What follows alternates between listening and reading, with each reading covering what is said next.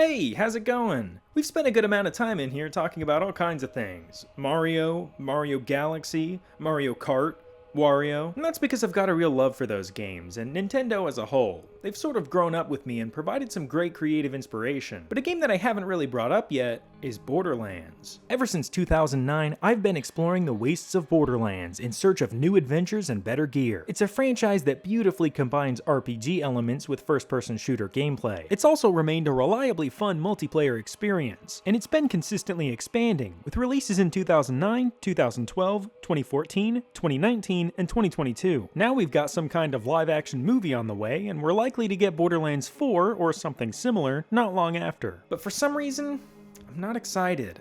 I wish I was, but the thought of a new Borderlands game kinda just makes me sad. It feels like an inevitable missed opportunity, like the next step in the wrong direction. Now that's a real bummer thing to say, and I really hope that I look like an idiot in a year or two.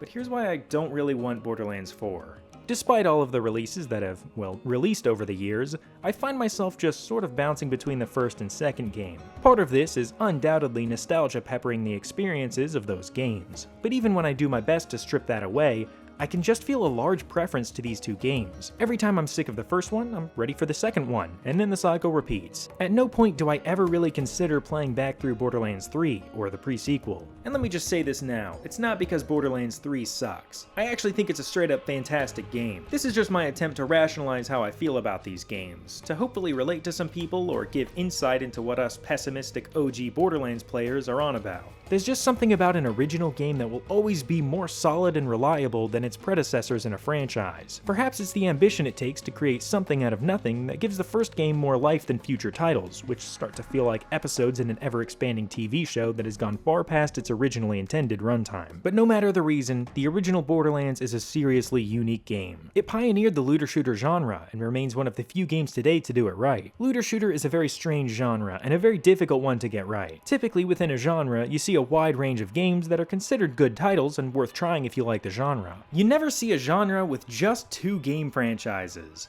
Just two. Every time you see a game crop up attempting to disrupt this diarchy as some kind of Destiny killer or Borderlands killer, it always ends the same. Bullet spongy enemies, uninteresting gear, server issues, you've heard it all before. Somehow, the video game industry can't seem to replicate what went right with Borderlands in 2009. And in my opinion, I don't even think Gearbox themselves can. That's not to say they didn't follow up the original Borderlands with an absolute masterpiece. I firmly believe that Borderlands 2 is one of the greatest games of all time. It's got most of what makes the original Borderlands so much fun, and puts it in a far more colorful environment, with a more lively cast of characters and a compelling storyline. Plus, the plethora of fantastic and affordable DLC makes this game something truly special. But the next piece of Borderlands content was quite confusing. Instead of just getting to work on Borderlands 3, they put out something called Borderlands the Pre-Sequel. This is a campaign that takes place between the storylines of the first and second game to help contextualize certain events. And it does a great job of doing that, but at the end of the day, this feels a lot like a Borderlands 2 DLC that was stretched out to the painful length of an entire video game. Overall, it is a pretty enjoyable game, but it doesn't really seem to have a good endgame worth reaching. I think the pre-sequel was kind of a concerning entry in the series. It's the kind of thing that might cause some people to jump on them for selling out, but it seemed too early to denounce the future entries in the series. Perhaps this was an anomaly, but it seems that this was indeed a sign of what was to come. Now, as I said before, Borderlands 3 is not at all a bad game. Neither is the pre-sequel. But with Borderlands 3, I honestly didn't even feel an attempt to recapture the magic of the original game. Instead, it was full of callbacks and nostalgia bait that didn't really do anything for me. Keep in mind, Borderlands 3 has no obligation to try and recapture that magic. There are actually upsides to it disconnecting from the original. Sure, Borderlands 3 isn't for me, but it's probably perfect for somebody who didn't like Borderlands 1. But as somebody who fell in love with the first two games, it's tough to see it go in a direction that I've kind of grown bored of. But I don't think it necessarily had to go this way.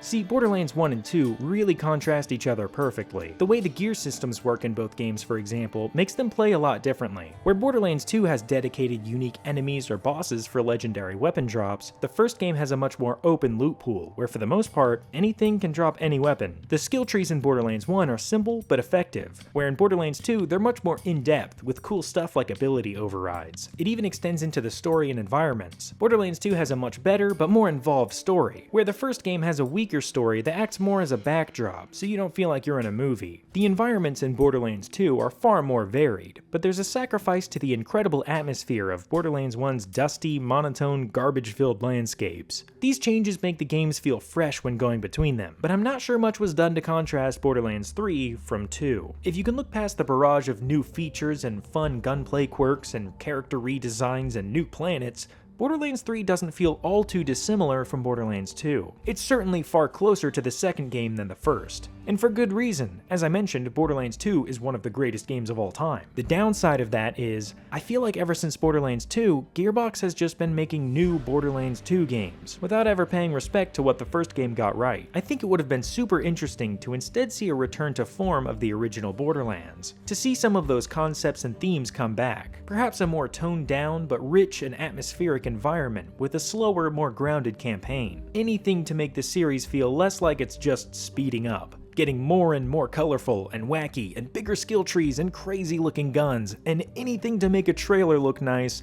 without really adding much to the experience. There's a time and a place to be ridiculous, but it feels like every Borderlands game is trying to one-up the last in every way. But in my uneducated and probably wrong opinion, this is a terrible way to run a franchise. If you want to see how to do a franchise well, you can look at Pikmin. I know this is random, but hear me out. The second Pikmin game made some pretty huge changes from the first one, which some people loved and others hated. Then Pikmin 3 comes along and is a little closer to Pikmin 1, but still modernizing and improving the concept. Then you have Pikmin 4, which ends up bringing lots of Pikmin 2 features in such a way that they're enjoyable to the most people. This is how you keep a franchise fresh and lively, and in my opinion, Borderlands didn't get this right. I think the franchise would heavily benefit from drawing from the things that made the first game great. Not the characters, not the areas, none of that superficial stuff. I'm talking about the core ideas and design philosophy. You just don't get rid of pearlescence in Borderlands 3. That one choice alone makes me think that Gearbox is really out of touch with what they've created. Apparently this was done as a trade-off because of memory constraints. Okay, then optimize your game before it goes to market. Don't cut something as vital as the pinnacle endgame rarity of weapons. I know that sounds harsh, but I really don't think that's a good excuse to remove pearlescence. It feels so wrong that they were removed not as a design choice, but instead as a last-ditch effort to get the game running on weaker consoles. The ethos around some crazy, rare, and powerful endgame gear that almost seems unacquirable is what makes a looter shooter great. I may never get that pearlescent to drop from Cromerax, but the fact that I could makes it worth farming on the occasional Friday night. A great looter shooter should feel like Pokemon, but you're collecting guns. The act of progressing and collecting is so enjoyable that you actually find fun in the most monotonous grinds just to have a complete collection. So all of that to say, I think Borderlands needs a slight return to form, to help mix up the franchise a bit and keep it fresh. Now you may be tempted to then point me to a thing called Wonderlands, as it is quite different from the previous Borderlands games, but I'm very skeptical about the idea of Wonderlands. On one hand, it was a nice way for Borderlands to reach a new audience. On the other hand, it feels to me like a cash grab in which the product is watered down to reach a broader market, thus losing all of the original character and misrepresenting a great franchise. Borderlands is the definition of an M-rated game. Every line of dialogue is soaked in dry, dark humor and casual violence. You'll find a fella named Shep near the crossroads on the way to the mine. Sled skinned his entire family and built a tent out of them. Tough luck. There are no good people in Borderlands. It's just that some of them have skill trees and some of them don't last very long. That's why I'm pretty weirded out about the idea of a Borderlands spin-off releasing with a T rating that attempts at delivering morals and social commentary. But Wonderlands may very well be a fantastic game. I've just never played it because of its association to a series that I don't wish to see massacred like that. Anyways, that's enough of me complaining about games that I haven't even played. I really love Borderlands. It's a super unique and interesting franchise that I do think will continue to please people with future releases. I'm just not sure those games will be for me, but I'm hopeful. Maybe they will have some kind of huge revelation and decide to do things differently. Or perhaps we'll get a Borderlands fishing game. Either way, even if it isn't something I like, I'm still interested in seeing what the franchise does next. Well, that was a nice talk. I'll see you later. Thanks.